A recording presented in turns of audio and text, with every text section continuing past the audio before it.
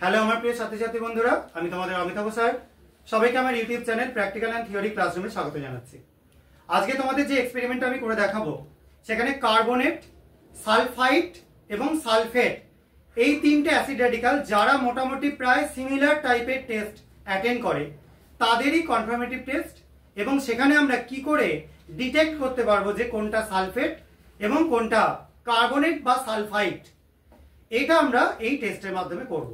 তবে সালফাইট এবং কার্বনেট এটা কিন্তু তোমরা আজকে সেপারেট করতে পারবে না, এটা পরবর্তী কোনো পরীক্ষা আমি সেপারেট করে দেখাবো।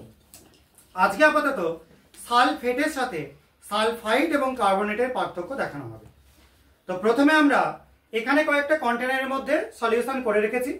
প্রথমটা আছে কার্বনেট CO3 2- এর স্যাম্পেল, তারপর একটা আছে সালফাইট SO3 2-, আর লাস্টেরটা আছে সালফেট SO4 2-। এবার আমরা এখানে আছে বেরিয়াম ক্লোরাইডের সলিউশন, কিছুটা করে এর মধ্যে অ্যাড করবে আমার কিছু স্টুডেন্ট, এবং দেখা যাক কি কি কালার চেঞ্জ হয়। প্রথম জন আর এসে প্রথম স্যাম্পেল যেটা রয়েছে তার মধ্যে বেরিয়াম ক্লোরাইড যোগ কর। ওটা তুলে নে এবং হাতটা এগিয়ে রাখ যাতে কালারটা বুঝতে পারা যায়। আরো যোগ কর, আর একটু যোগ কর, ব্যাস ঠিক আছে। এবার একটুখানি ইয়ে কর। আচ্ছা দেখো, প্রথমটা সাদা পুরো টার্বিড হয়ে গেল, ঘোলাটে হয়ে গেল। এটা কেন হলো? যেহেতু কার্বনেটের স্যাম্পেল ছিল, বেরিয়ামের সল্ট দেওয়াতে বেরিয়াম কার্বনেটের প্রেসিপিটেট তৈরি করছে। প্রেসিপিটেট কিন্তু সঙ্গে সঙ্গে পড়ে না, সেই জন্য টার্বিড হয়ে রয়েছে, ঘোলাটে হয়ে রয়েছে। এটা রেখে দে এবার। আচ্ছা এবার সেকেন্ড জনায় সালফাইটের যে স্যাম্পেলটা ছিল ওর মধ্যে সেই same reagent barium carbonate barium chloride যোগ করবে একই রকম ভাবে। আরেকটু এবার তুই একটুখানি সামান্য চেক করে সামনের দিকে দেখা।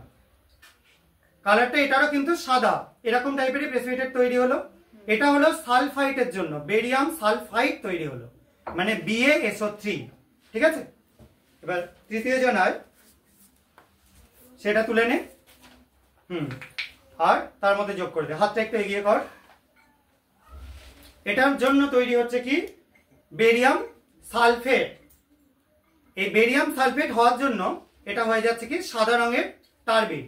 তিনটে সাদার মধ্যে খুব একটা বেশি পার্থক্য করা যাচ্ছে না, তিনটে কিন্তু একটা কার্বনেটের জন্য, একটা সালফাইটের জন্য এবং একটা সালফেটের জন্য। ঠিক আছে, এবার আমরা এই তিনটেকে আলাদা করব কি করে, তার জন্য আমরা কিছুটা HCl সলিউশন করে রেখেছি, হাইড্রোক্লোরিক অ্যাসিড সলিউশন করে রেখেছি। এবার এই HCl সলিউশন তিনটের মধ্যে সেপারেটলি যোগ করব এবং দেখা যাবে কি করা যায়। তো তুই যোগ কর, প্রথমটার মধ্যে যোগ কর।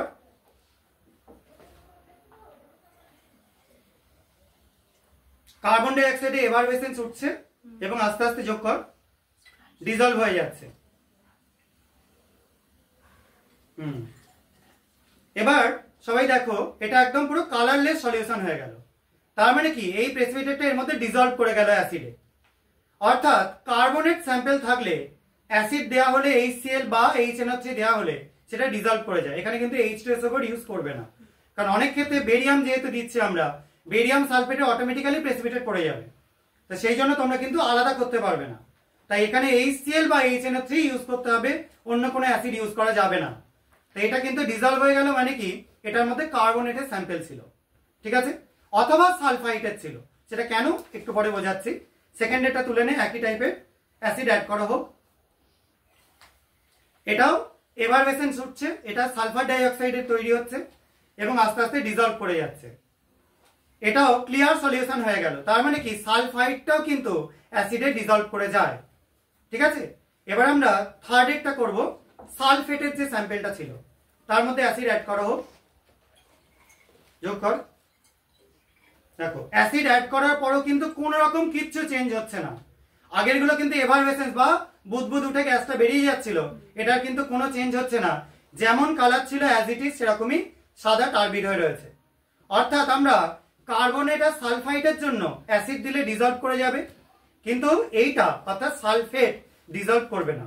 এটা থেকে আমরা বুঝতে পারবো যে এটা কার্বনেট আর সালফাইট আছে কিনা, না সালফেট আছে।